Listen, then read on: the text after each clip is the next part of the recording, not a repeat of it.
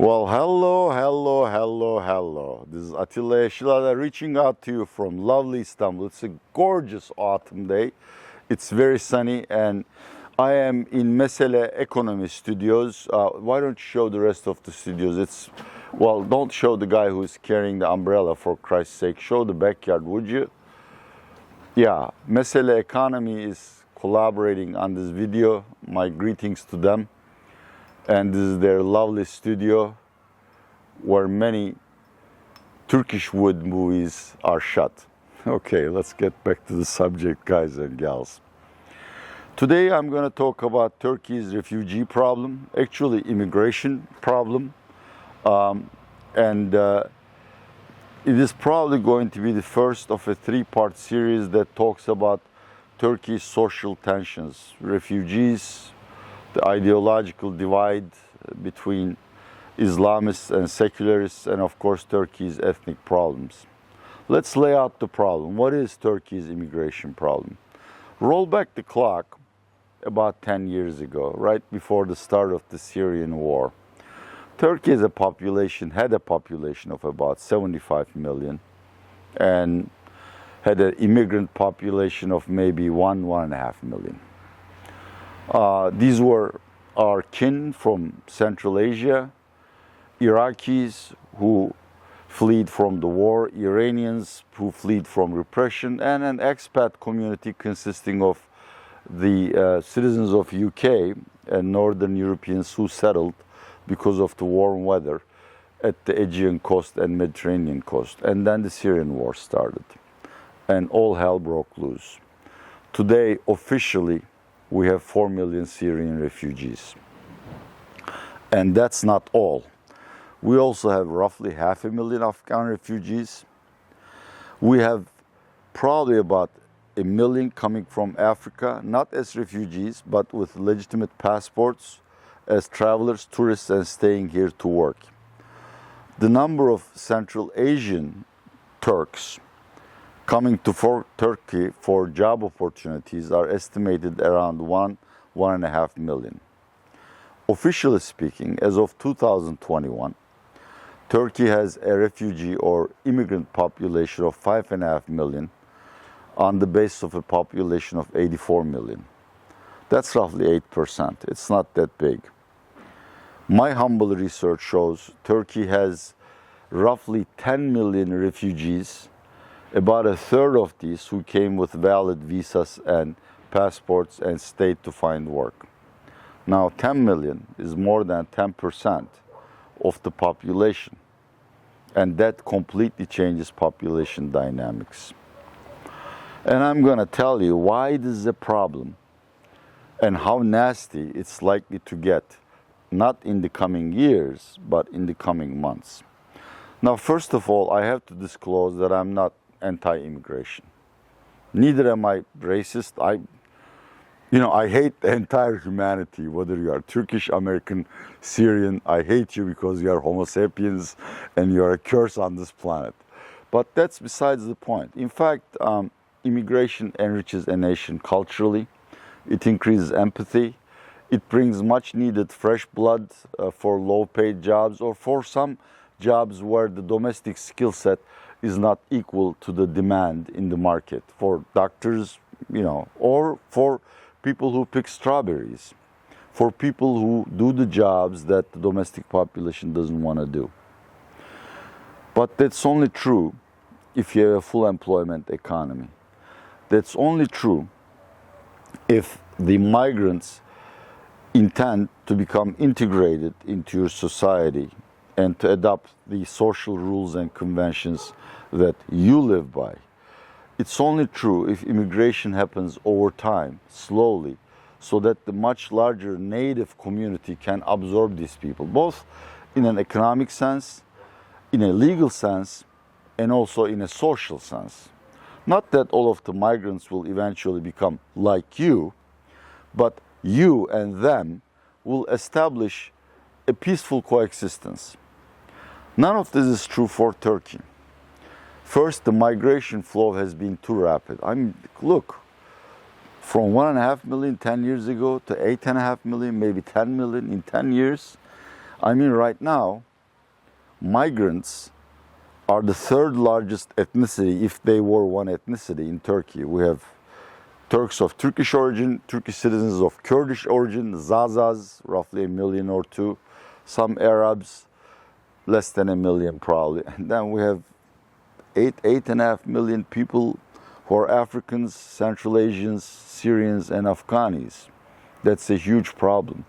The society didn't have time to sort out this problem in its own mind and to absorb these people in any sense. For the rest of this video, I'm going to talk specifically about Syrians. Not that they are the biggest problem, but it makes the exposition much easier to explain the problems they cause. First of all, of course, they compete for scarce jobs. As of August, Turkey had a broad unemployment rate of roughly 20%. That is, 20% of the people who are willing to work and who are working and who are looking for work either were unemployed or got part-time jobs, gig jobs, the jobs that they didn't want. Now, these people are now competing with roughly 2 million Syrian refugees, half of the population which is willing to participate in the labor force, who are much willing to work without any social insurance, without any medical coverage, and without any severance packages. Now you imagine who gets hired. According to official stats, 1 million Syrians are employed in a country where roughly 10 million are looking for jobs. You can imagine what a problem that is. And that's only the official figure. I mean, even the governing AKP party's officials admit, if Turkey were to send back Syrian refugees, we would have severe labor shortages and real wages would go up. While that's bad for the business community, but for the mothers, for the voters, who tend to be workers, blue-collar people, it's a nightmare. Their wages keep going down in real terms.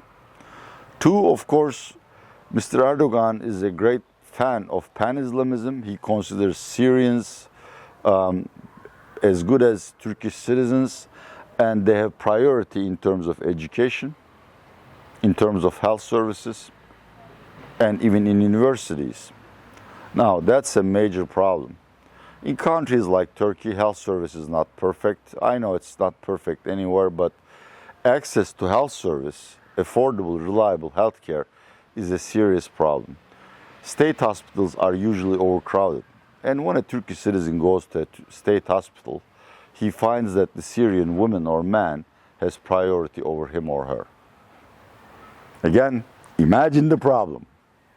Three, the Syrians and Turks are Muslims. In fact, they share the same faith or denomination. We're both Sunnis, but the interpretation of religion is completely different.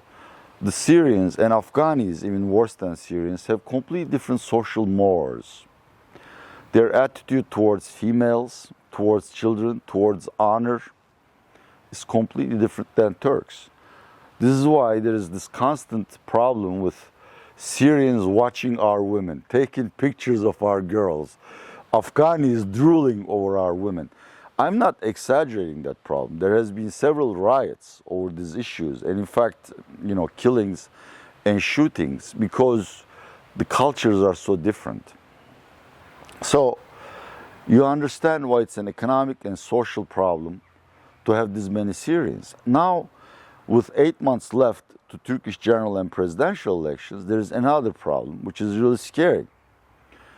People in the opposition claim that Syrians are being given citizenship against the promise to vote for Mr. Erdogan. I don't think this is true. Officially, only 200,000 Syrians have been given citizenship, and no one knows whom they're going to vote for. But some opposition sources claim, conspiratorially I believe, maybe 1 million, 1.5 million Syrians are being recruited to vote for AKP. All of these brings us to the problem that's facing Turkey. If you read the IMF reports, any agency reports, the winter is going to be very harsh for the poor of the world because of the incredible increase in food prices driven by Ukraine war and climate change. And of course, there is also global inflation. Turkey has a very large poor population. According to latest, well, not official statistics, but according to a study conducted by a major labor union confederation, Turkey's food inflation as of September was roughly 120%. So there's food scarcity. A lot of people have difficulty accessing decent food. According to a study by Istanbul Planning Agency, a surveying agency, 17% of people who live in Istanbul don't have food, period. They don't have enough food. They're going around hungry. In the winter, this problem is going to be complicated simply because food prices across the world are rising again. And, fresh produce, which helps us live cheaply in summer months, is replaced by greenhouse products, which are much more expensive, or much more calorie-dense food. So people are going to become extremely angry. There's another reason for Turks to become extremely angry over the winter months. Over the summer, electricity and gas prices have been raised several times. I can't remember what the percentage of hikes in electricity and natural gas prices are, but they are in excess of 100%. Now, in the summer, of course, we don't use much air conditioning. You don't need lighting that much. You don't heat your home, so you don't feel the burden on your budget of these rapid increases in electricity and natural gas prices. Come winter, we're all going to suffer from it. And you know what happens when people get angry and frustrated? They take it out on others. And in Turkey, the others are Syrians and Afghanis, in other words, the migrants. Therefore, I'm very afraid of large-scale social unrest. This is the winter problem, and this has happened in many other countries. As we approach elections, these rumors about Syrians being given citizenship so they can vote for Erdogan is going to proliferate. As I've said, it's not true. It probably won't happen, but this is the rumor mill. So aggression against Syrians or Syrians becoming part of the political debate is a huge social problem, and it could lead to further social unrest. Finally, there is a huge and longer-term problem. Studies have shown that if refugees live in a country for 5 years or more, they're very unlikely to return. In the case of Syria, this is 100% true because these people have no place to return to. Assad have burned down their houses and bombed their towns to, wreckage. So they have no place to go. There is really no legal and humanitarian mechanism to send these people back. And according to polls, 90% of the Turkish population want these people in their own countries, not in Turkey. So we're talking about a huge long-term social problem. The problem is exaggerated by the fact that we brought the Syrians in, but we don't have the facilities to train them, both in Arabic or in Turkish. We don't have decent jobs, not only for Syrians or Afghanis, but for our own people. So where is this heading? This is heading in the direction of the origination of America's Italian and Irish mafias. Remember the Italian and Irish migrations to the United States? Their mafias emerged as organizations to defend these people, to cater to their social needs, to solve their need for protection, to work out their legal problems, and then they turned into mafias. In Turkey, this is what's going to happen to Syrians. Kids who are not educated are going to turn to mafia. They're going to turn to drug dealing or using narcotics, and very unfortunately to prostitution. Already in Istanbul, if you're just touring around as a tourist, you'd be flocked by destitute-looking Syrians or Afghanis begging you for money, for food, or help with some problems. So Turkey, because of Erdogan's policies and the vicious Syrian war, has settled itself with a problem that will nag its social conscience and lead to social frictions for the next 10 years. Isn't there a solution? There is one solution, but it doesn't lie with Turkey. The global community has to persuade Assad to an honorable peace where the opposition has a legitimate say in the governance of the country, so that these people can return to their countries under the monitoring of the United Nations or the auspices of the United Nations. Some reconstruction takes place, and at least half of the Syrian refugees decide they now have opportunities in their countries better than Turkey, and they go back, which would reduce social tensions in Turkey. Well, thank you very much. This has been the 200th video about the misery of living in Turkey, and I'm sure more will follow. If you like it, subscribe or push the like button. It helps with the YouTube algorithm. This is Atilla Eşlada saying goodbye from Istanbul with my deepest gratitude to Mesele Economy for helping me shoot this video.